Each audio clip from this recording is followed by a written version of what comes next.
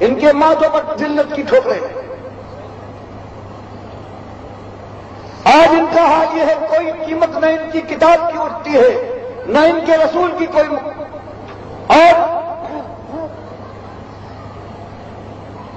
نہ ان کی اپنی جان ہے. یہ خالص دنیا کی طرف آنے کے بعد بھول گئے ہیں اور انہوں نے اسی طرح سے اپنے معبود بنائے ہیں جیسے 1400 برس پہلے جو حال تھا وہی حال آج آ گیا.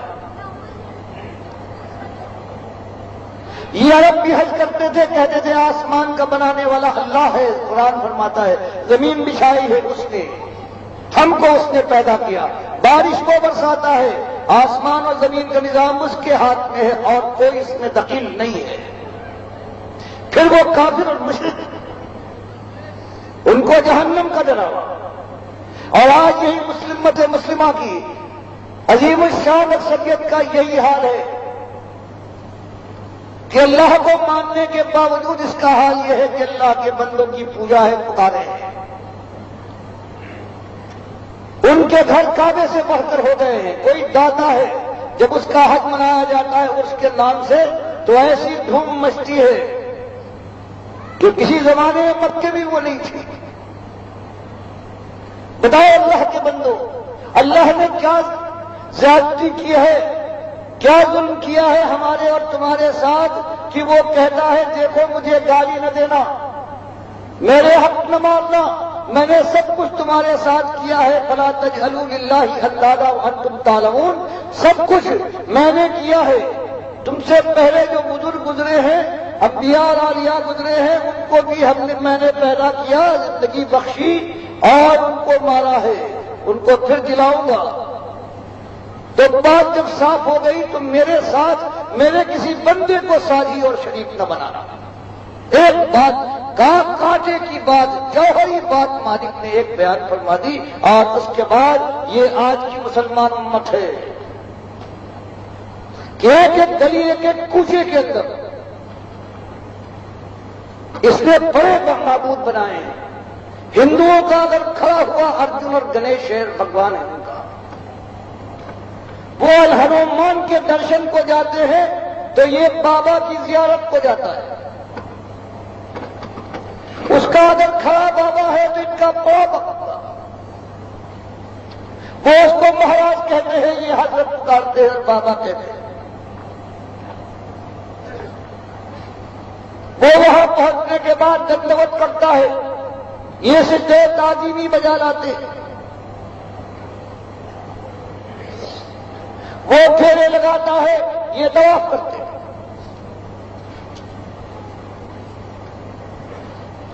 وہ پرساد وہاں سے لاتا ہے اور بانٹتا ہے، اور یہ تبرک لانے والے ہیں. تو بتائیے اللہ کے بندو، اگر ہماری سرحدوں پر جہاں سے ہم آئے ہیں یا بہت سے لوگ وہاں پر اب تک اسلام کا نام لینے والے سمجھے جاتے ہیں، آخر ان ملکوں کے جو رہنے والے ہیں آخر ان کا کیا گناہ ہے؟ اگر وہ کھڑے بابا کو پوجے تو اللہ ان کو کافر اور مشرک کہہ کے جہنم کی آگ میں جھونکے اور ہم بڑے بابا کے بندے بن جائیں اور اللہ ہم پر شبنم برسائے اپنی رحمت کی. کچھ تو فیصلہ کرو اللہ کے بندے. یہی ایک ایمان کا مسئلہ ہے. مالک فرماتا ہے صرف ایمان کے مسئلے میں ہم نے آزمایا ہے کہ تم ہمیں اپنا مالک مانتے ہو، ہمارے سامنے جھکتے ہو، یا ہماری مخلوق کے بندے ہو، دنیا کے پرستار ہو. اور اسی کے اوپر سمجھ لو اس دنیا کی کامیابی اور آخرت کا نتیجہ تمہارے سامنے آنے والا ہے. آج آپ نے دیکھا مالک فرماتا ہے وہ زندے جانے تھے، اس کو موت نہیں. اور آج انہوں نے کیا کیا ہے؟ اپنے نبی صلی اللہ علیہ وسلم کو سب سے پہلے زندے رکھے. اللہ فرمائے انک میت وانہم میتون، اے نبی صلی اللہ علیہ وسلم آپ کو بھی موت آئے گی اور جو آپ کے مخالفین ہیں یہ بھی جائیں گے موت کی آغوش کے اندر. مالک فرمائے کہ جو قبر میں چلا گیا اموات غیر احیاء وما یشعرون ایان یبعثون، یہ مردے ہیں ان میں جان کی رمق نہیں ہے. تمہاری کیا خبر ہوگی؟ تمہاری درود تمہاری دعا کو کیا سنیں گے؟ تمہاری فتاؤں کے اوپر کیا رحم دلی کا مظاہرہ کریں گے؟ تمہاری مانگ کے اوپر تمہاری منت کو کیا قبول کریں گے؟ ان کو تو اپنی خبر نہیں ہے، اللہ ان کو کب اٹھائے گا اپنی قبروں سے زندہ کر کے۔ آج وہ زندہ ہو گئے۔ قبر پرستی کی لعنت جس سے اللہ کے نبی صلی اللہ علیہ وسلم نے منع فرمایا تھا، اس طرح مرد پر ہے۔ حضرت عائشہ فرماتی ہے بخاری اور مسلم کی حدیث میں کہ آپ کہتے ہیں لعنت ہو یہود و نصارہ پر، اہل کتاب تھے، کتابوں کے ماننے والے، پیغمبروں کے ماننے والے، آخرت پر کہتے تھے ہمیں یقین ہے۔ ان ظالموں نے شرک کو ایجاد کیا، اپنے اولیاء اور انبیاء کی قبروں کو انہوں نے پکا کرنے کے بعد وہاں سجدے کی جگہ ہے، وہاں ان کے حج منائے جیسے آج عرس منائے جا رہے ہیں، اور وہاں بندگی ان کے سامنے بندگی کی مراسم ادا کیے۔ نبی صاحب فرماتے ہیں لعنت ان کے اوپر، اور سب سے زیادہ اللہ ناراض ہوگا ان ظالموں کے اوپر جو اللہ کے ساتھ اللہ کے یوں شریک بنائے۔ آج اس امت کا حال دیکھو میرے بھائی، پہلے انہوں نے نبی صاحب کو زندہ کیا، وہاں درود و سلام سنوایا، اللہ کے حق پر دسترازی کرنے کے بعد کہ کوئی اللہ سے خطاب کرے کہ اللہم صلی علی محمد، تو اگر کوئی دعا کرے کہ اے اللہ ہمارے رسول اپنے سب سے پیارے رسول آخری رسول کے اوپر رحمت فرما، اللہ سے مخاطب ہوئے کہتے ہیں اللہ کے پاس نہیں، یہ بات فرشتے اور بیوی نہیں جانتے، اس بات کو لے کر اللہ کے نبی صاحب کے پاس پہنچا کر کہتے ہیں فلاں نے آپ کے اوپر یہ درود بھیجا ہے۔ بتاؤ اللہ فرمایا الہی میں کتنے الہی بنائے ہیں، ہر جگہ یہ عرس ہے، یہ میلے ہیں، یہ سارے قبر کے باسی جن کے لیے مالک فرماتا ہے یہ جانے کے بعد قیامت سے پہلے ان کے اندر اب روح نہیں آ سکتی، ان کے بھیجے بکھر جائیں گے۔ آج قبر پرستی کے لیے یہ دلیل بنائی گئی ہے، پھر سارے دن کو انہوں نے ولی کہا ہے، جن کی پوجا کے لیے یہ اپنی جان قربان کرنا چاہتے ہیں وہ سارے زندہ ہو گئے۔ اللہ کے نبی سم کو سنا دیا کہ ہاں وہ سنتے ہیں، اور اس میں ایک نہیں بڑے بڑے آ رہے ہیں، بڑے ائمہ ہیں اس کے اندر، محدثین جو سمجھے جاتے ہیں جن کی تعریفیں ہوتی، انہوں نے اس بات کو ثابت کر کے اور اس امت کو جہنم کے گڑھے کے اندر جھونک دیا ہے۔ مالک فرماتا القیوم میں ہوں، ساری کائنات کا نظام میرے ہاتھ میں ہے، یہی کہتے تھے عرب والے، اتنی بات تو ہم مانتے ہیں، اور آج یہ کہتے ہیں یہ ابدال ہے، یہ کتب ہے، یہ غوث ہے، یہ سنبھالتے ہیں، اللہ کو انہوں نے معطل کر دیا، اور یہ دینداری ہے ان کی۔ یہ وہ جو منار و محراب سے بولتے رہتے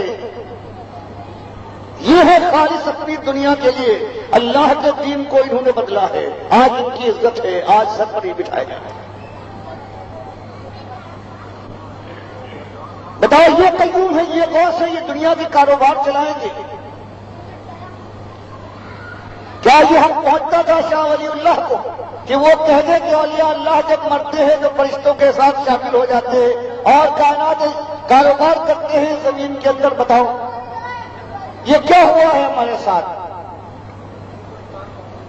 کن لوگوں کے اوپر اعتماد کیا ہے اس قوم نے جو مارا ہے؟ مالک فرماتا ہے ہم ہیں، اگر ہم تمہارے اوپر ذات کو مسلط کرتے قیامت تک تو تمہارا کوئی بابا نہیں ہے جو دل کی ایک ضیا لا سکے، ایک روشنی کی کرن پہنچ سکے یہاں۔ وہ مالک فرماتا ہے اگر ہم برابر دل رکھیں تو سکون کی ایک ساتھ تمہیں میسر نہ آئے، رات کا کبھی دامن دراز نہ ہو۔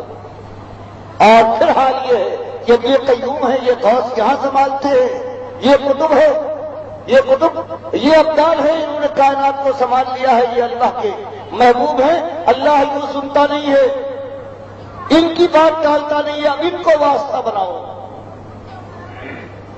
اب جب یہ واسطہ ہے ان کے بغیر کوئی کام نہیں ہوتا، جب یہ ایجنٹ ہے تو اس کے بعد ان کو خوش کرنا ہے، ایجنٹ خوش رہے تو اس کے بعد بیڑا پار ہے۔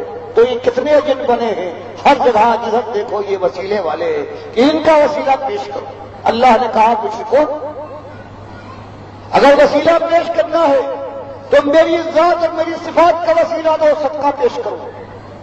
میری ذات ہے، تم میرے نبی کو مجھ سے بڑھاتے ہو، اس کی ذات کو پیش کرتے ہو کہ نبی کے صدقے میں میری ذات اس قابل نہیں ہے تم نے عاشق اور معشوق پر قبول کیا ہے کہ عاشق ہوتا ہے اپنے معشوق کا غلام ہوتا ہے. تمہیں ایسا نہیں بلکہ جس کے اوپر میں اس کی بندگی کی وجہ سے میں جس کے اوپر مہربان ہوں، میں اگر اس کا عاشق ہوں تو وہ میرا غلام ہے، میں اس کا غلام نہیں. اور آج یہ ہے عاشق اور معشوق کی بات کہ اللہ کے حبیب صلی اللہ علیہ وسلم جو کہہ